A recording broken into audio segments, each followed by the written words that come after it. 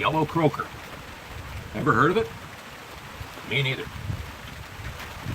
By the name, I would expect it to be frog legs, but it's not. It's a fish. And it looks like one of those fish that you'd catch in the river, not in the ocean. So I have a little research to do. Maybe I'll pop some pictures and information up on the screen as we go along. But right now, I don't know what a yellow croaker really is. I found this at the Asian food store as usual. I like these kind of cans, these long ones. Typically, these are not filled with oil. They usually have some beans or rice or something in the bottom, and the fish is rather dry. I would assume that's the case today, but we don't know until we find out. Some interesting reading on the can. Ingredients are yellow croaker, in parentheses, fish, soybean oil, black beans, water, sugar, salt, soy sauce, natural spice, chili, misspelled, and a flavor enhancer, in parentheses, monosodium glutamate. What a surprise. Here is one that I have not seen before. Beware of can opening. I assume that means watch out you don't get cut on the sharp edges. Perhaps it could mean don't get sprayed if the contents are bloated. I've seen that before. It's not a pretty sight. Looks like it was produced in 2017. Interesting. Best before 2020. So we're running close. Produced in 2017. Okay, so it's already a couple years old. Ooh, there's another warning. Spicy. I doubt it. I really doubt it. I haven't seen a spicy one yet. But then maybe I'm used to a lot more heat than most people. Usual precautions. Paper plate. Lots of absorbent films, which I don't think we'll need today. Disposable hardware. Plastic bag to hide the evidence. And my usual substrate, saltine crackers. It seems to take away the grit from the bones and any fins or scales that might be evident. Or who knows what else might be in there. But it's my preference. As I shake it, I hear things flopping around in there, not oily or watery. Listen for the hiss. Surprisingly. Whoa.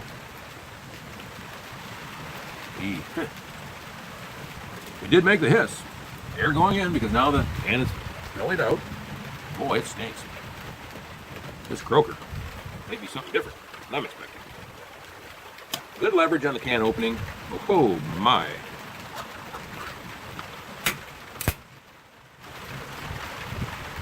Set that aside so the children don't play with it. Ooh. That looks like a can full of death.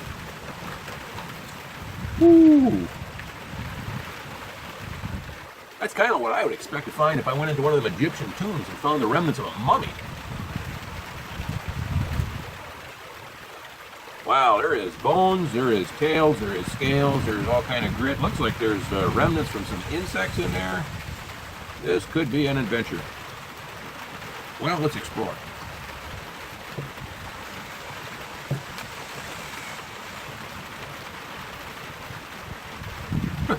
Whoa. Well, there's one specimen right there. Remnants of a yellow croaker. Not much yellow there. Don't look like any croaking device. I'll lay a few of them out here. Rather interesting.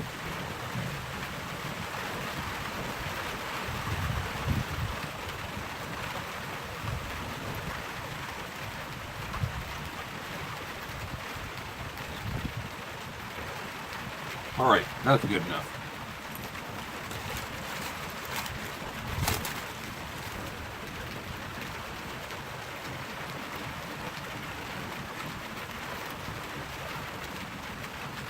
Definitely looks dried and plastic-like.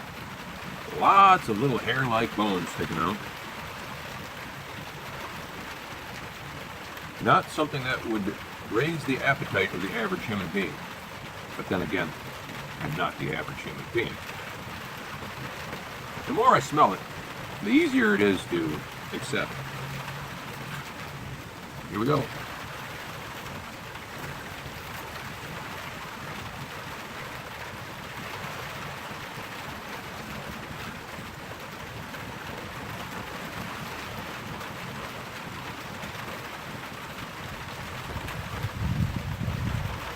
All right.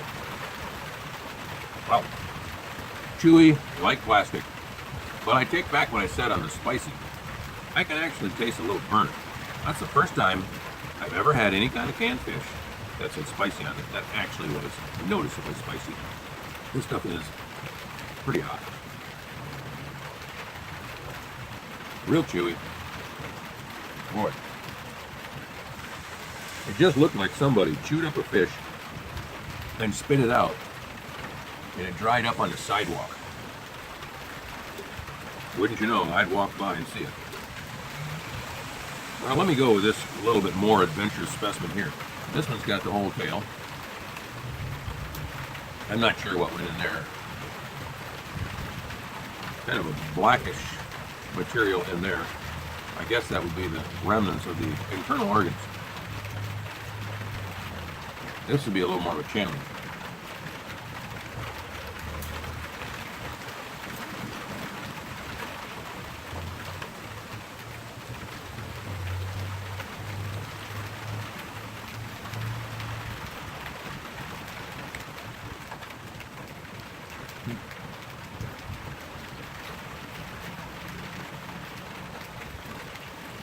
There's quite a bit of sour in here next to the heat, so it's heat and sour. No sweet.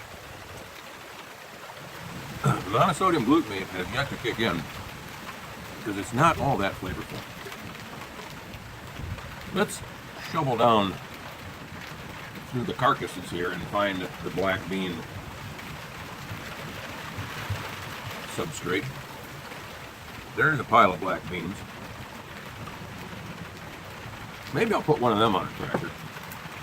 Because somebody in the comments a while back suggested to me that I eat this kind of stuff on a bed of steamed rice.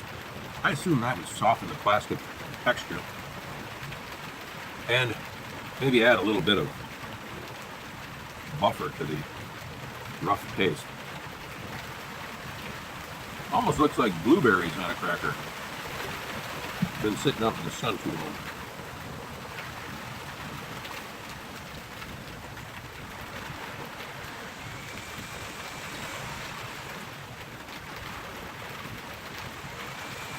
Okay, I'm getting the hang of it now. And I'm taking the advice of others. I guess you put a little of the black beans on there first. Then you lay one of the dead fish on there. That may help soften it. Adds a little bit of a different flavor, texture, all kinds of things that are appealing to the connoisseur of such table fare. Or should I say, kind of a sewer.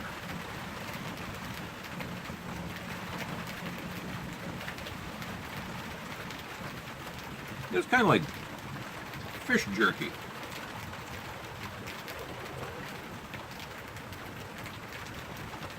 Now look at that.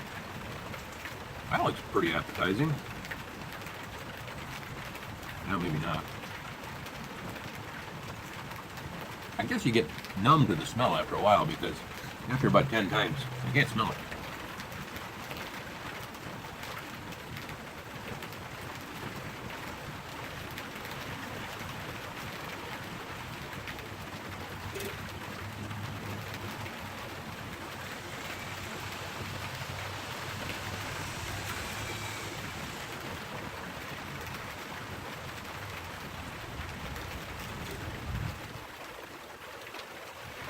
Well, that is more of an adventure when you add that all together. Well, I guess if you're one who's a bit sensitive to squishy, a combination of squishy and gritty and bony textures, you're not going to like this. The black beans are definitely squishy. These fish are definitely bony, gritty, chewy, and not so appealing looking. If you're the adventurous type and you just want to try different foods, okay, I would definitely suggest this. So far, it's not great, but maybe I have yet to try this on the steamed bed of rice has been suggested before. Definitely better if you add the beans under it Get a little bit of this juice that's in here, and then eat it all together.